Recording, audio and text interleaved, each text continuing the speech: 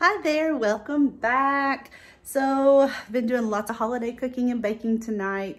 Now I'm gonna try my hand at a German chocolate cake, gluten-free. It's going to be, you remember that show on Food Network years ago, Semi-Homemade with Sandra Lee? That's what it's gonna be, is kind of semi-homemade. Well, I don't know, maybe it will be homemade. I am using gluten-free flour and not a cake. I was gonna use a boxed cake. Anyway, I'm gonna use kind of a hodgepodge of a couple of recipes. If it turns out really good, I'll try to kind of write it out below or let you know in here what I'm doing. If it doesn't turn out good, this video will never hit YouTube.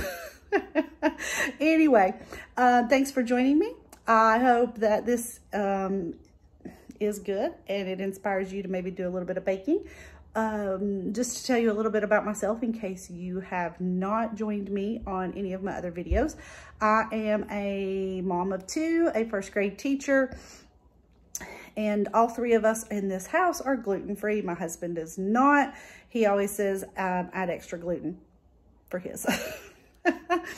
Anyway, my daughter and I had wanted to try some gluten-free baking over the holidays, and she joined me for a few videos and a few recipes, and I think she got tired of it, but I still wanted to try a few more things. So here I am. If you enjoy this, then make sure you subscribe and check out my other videos. Let's get started. Okay, so I didn't video this very well, so it's probably gonna be the worst how to make something video in the history of YouTube videos.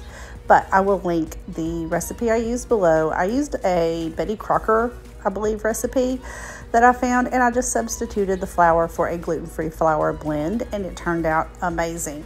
So I would definitely recommend making this with a gluten-free flour blend. It did take me longer than I wanted, or well, longer than I thought it would take. I made the cake on Wednesday night, I think it was Wednesday night, and baked it. I wanted the layers to really cool, so I let it cool overnight, and then the next morning I made the icing for it. The recipe for the icing said to let it cool for about 30 minutes. I let it cool almost completely to room temperature before icing the cake because I felt like it just wasn't thick enough to use as an icing until then. So like I said, making it from scratch, definitely not semi-homemade like I was thinking it was going to be. Making it from scratch was well worth it.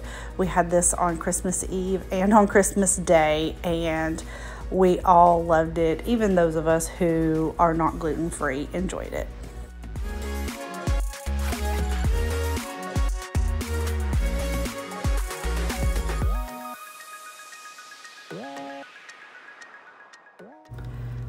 Watch close at what's coming up. This is what happens when you're doing laundry while cooking. I'm still cleaning that up off the stove.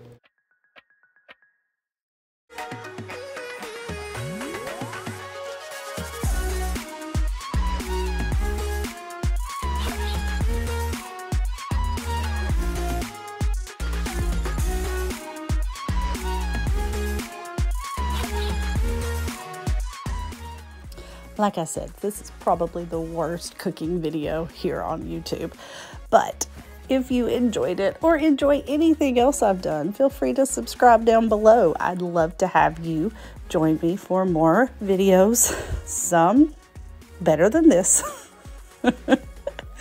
Thanks so much for watching. Bye.